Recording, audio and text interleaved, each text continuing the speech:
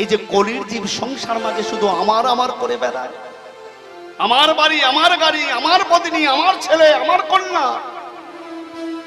আমি জন্ম নিয়েই মরার ভাব নিয়ে পড়ে রইলাম তাদেরকে এই শিক্ষা দিতে। কাতে কান্তা কাস্তে পুত্র সংসার আয়ম অতি বিচিত্র। এই জগৎ সংসারে তুমি কার, কে তোমার, তাদেরকে শিক্ষা দিলাম। এই সংসারের বিচার কেমন জানো? যাবদ মৃত্যু উপার্জনে শক্ত তাবর নিজ পরিবার রক্ত পশ্চাৎ ধাবতি জড় জড় দেহে বর্তং কোপি ন পৃচ্ছতি গেহে। ভজো গোবিন্দম ভজো গোবিন্দম ভজো গোবিন্দম মৌরমতে।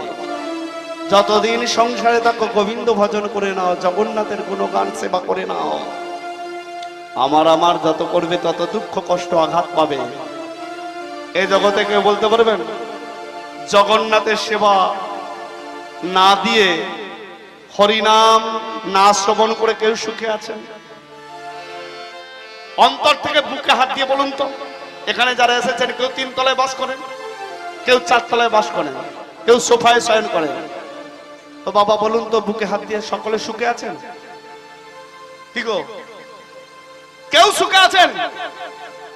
কেন নাই কেন বাবা? অর্থ বিষয় সম্পত্তি তো ভগবান দিয়েছেন, তাহলে সুখ নাই কেন?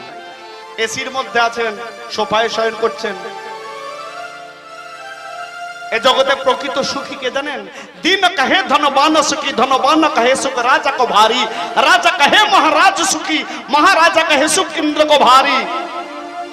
अगो इंद्र कहे चतुरानन को सुख, ब्रह्मा कहे सुख विष्णु को भारी, पर तुलसीदास बेचारी कहे हरि भजन बिना सब जीव दुखारी। যে গরিব সে বলছে হরি হরি করছি, হরি যত দেখছে আমি তাকে ডাকছি সে তো তোমাকে টিপে ধরছে।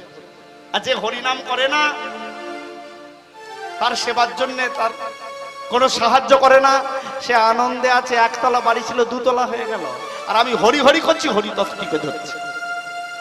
সেই ধনী ব্যক্তি যখন এই কথা জানলো, সে বলল ওরে আমি 3 তলা বাস করি, সোফায় শয়ন করি, এসিতে থাকি, কিন্তু সুখ শান্তি কেমন আমি জানি না। আর তুই তাল পাতার ছাউনি কুড়ে ঘরে থাকিস, তোর ওই ঘরে যা শান্তি আমার ঘরে শান্তি নেই। আমি যে কি জ্বালায় জ্বলছি ঈশ্বর জানে। আমার চেয়ে সুখে আছে রাজা, রাজা বলছে আমিও সুখে নাই। আমার চেয়ে সুখে আছে মহারাজা, মহারাজা বলছে আমিও সুখে নাই। মহারাজা বলছে আমার চেয়ে সুখে আছে ইন্দ্র, ইন্দ্র বলছে আমিও সুখে নাই। আমার চেয়ে সুখে আছে ব্রহ্মা, ব্রহ্মা বলছে আমিও সুখে নাই। ব্রহ্মা বলছে আমার চেয়ে সুখে আছে বিষ্ণু, বিষ্ণু বলছে আমিও সুখে নাই। তখন বলছে তুমি তো ভগবান, তোমার আবার দুঃখ কি? বললে আমি নিজের কথা ভেবে দুঃখ পাই না, জীবের দশা দেখে দুঃখ পাই। না চাই তা তো সুখ দিচ্ছি, তবু এদের আশা পূর্ণ করতে পারছি, যত দিচ্ছি বলে আরো দাও। আমরা ভগবানের কাছে যাই কেন? কেউ একবারও বলতে পারবেন? হাত তুলে বলুন তো দেখি, যে এতদিন আমি ভগবানের কাছে গিয়ে কিচ্ছু চাই না, শুধু বলেছি ভগবান তুমি ভালো থেকো, সুখে থাকো। কেউ বলতে পেরেছেন? একজন আছে বুকে হাত দিয়ে বলবেন যে আমি এই কথা বলেছি? কেউ বলেনি। যে ভগবানের কাছে মাথা নিচু করেছে, কিছু না কিছু প্রার্থনা করেছে। কেউ বলেনি যে ভগবান তুমি যা দিয়েছো অনেক দিয়েছো, কিচ্ছু চাই না, তুমি ভালো থেকো, সুখে থেকো। তুমি জগতের নাথ, জগৎপতি, তুমি জগন্নাথ, তুমি ভালো থাকলে সকল সন্তান নিতাই গৌর হরি বল বলে ভালো থাকবে। কেউ ওরা বলেনি।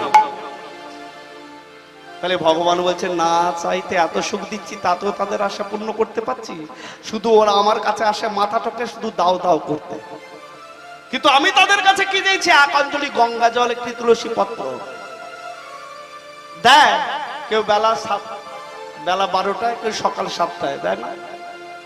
এখন দেখবেন একটা রীতি এসেছে, নবদ্বীপ যাচ্ছে, গোপাল নিয়ে চলে আসছে, আসে না?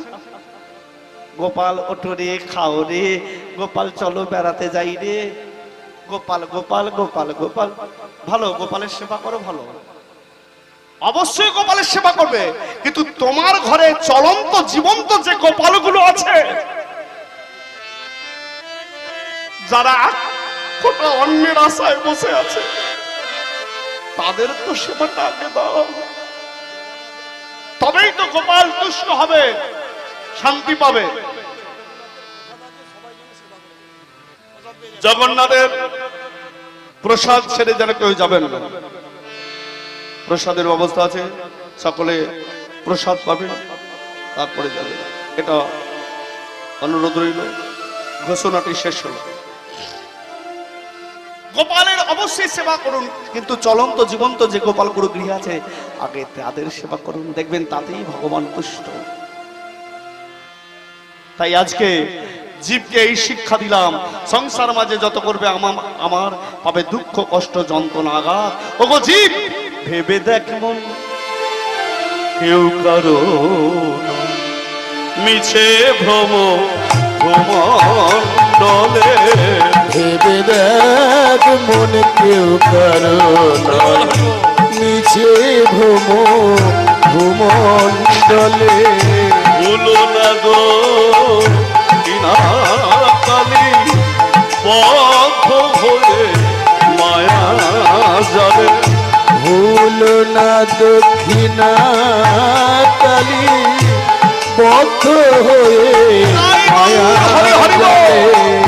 ভেবে দেখ মন কেউ কারো নয় মিছে ভ্রম ভ্রমণ্ডলে, ভেবে দেখ মন কেউ কারো নয়।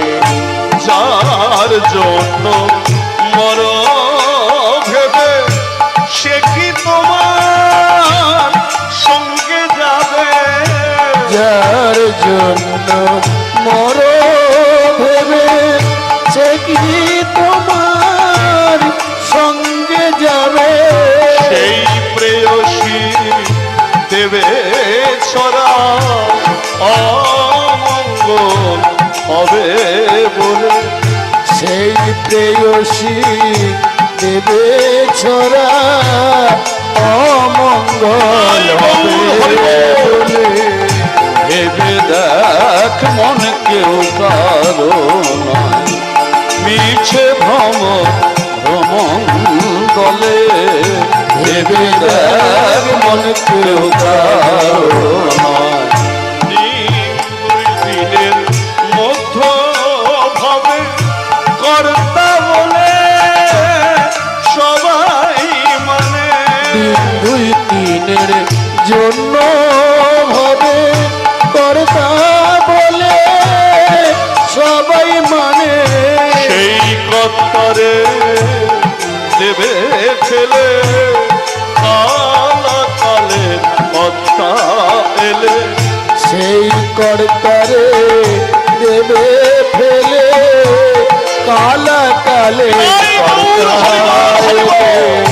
ভেবে দেখ মন কেউ কারো নয় মিছে ভ্রম ভ্রমণ্ডলে, ভেবে দেখ মন কেউ কারো নয়।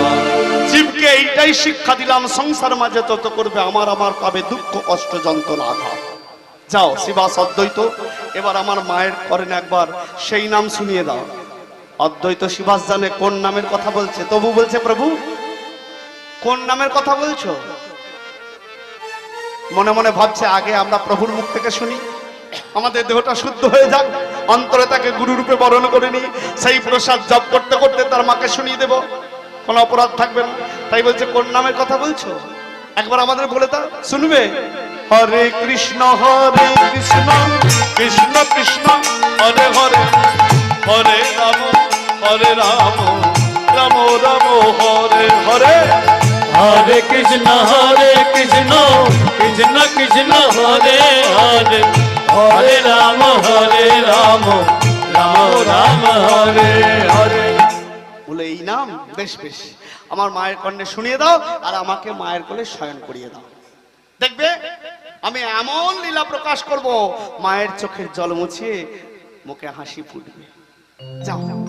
অদ্বৈত শিবাস বাইরে বললে সচি তোমার আঙিনা মাঝে নিম্র বৃক্ষের নিচে বসো। নারায়ণী গৃহ থেকে ছেলেটা এনে সচির কোলে দে। সচির কোলে প্রভুকে শয়ন করিয়ে দিয়েছে। অদ্বৈত বলল আমি তোমার কর্ণে একটা মহামন্ত্র শুনিয়ে দিচ্ছি, যদি ভক্তি ভরে এই চোখে এক ফোঁটা জল বাহির করে সেই মহামন্ত্র উচ্চারণ করো, আমাদের দেয়া মহামন্ত্রের এমন ক্ষমতা এমন গুণ, তোমার ছেলের দেহে প্রাণ সঞ্চার হবে হবে হবে। চলে বলে কৌশলে দিয়ে দিল সুধামাকা কৃষ্ণ নাম, দেহ শুদ্ধ পবিত্র হয়ে গেল। অদ্বৈত আচার্যের দেয়া মহামন্ত্র নয়ন জলে বুক ভাসিয়ে শচী যখনই জপ করেছে, হরে কৃষ্ণ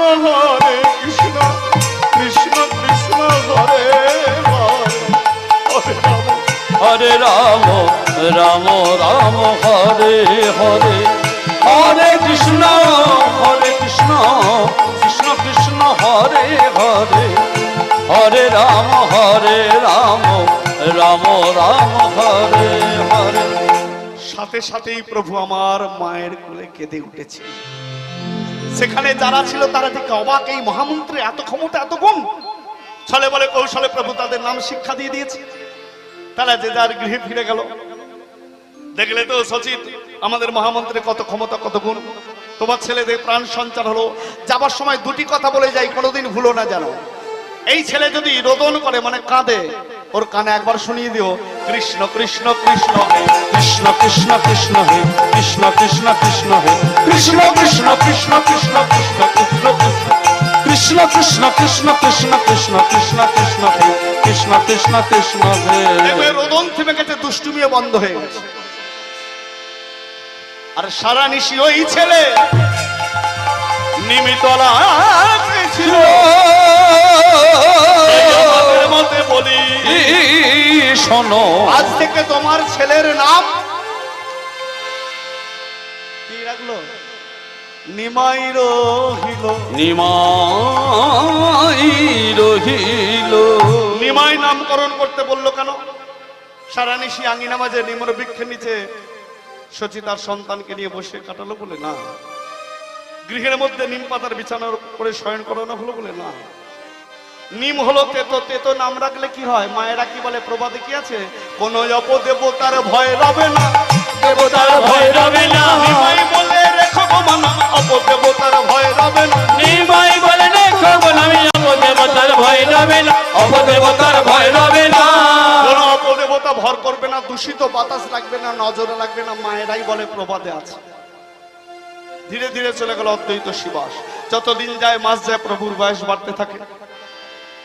ধীরে ধীরে অন্নপ্রাশনের দিন এসে পৌঁছালো, প্রথম মুখে অন্ন দেওয়া দিন। তাই শচী সকলকে নিমন্ত্রণ জানাইছে। নিমাইয়ের অন্নপ্রাশনে সকলে নানান উপহার নিয়ে যাচ্ছে। যারা অন্তরঙ্গ ভক্ত তারা কি নিয়ে যাচ্ছে?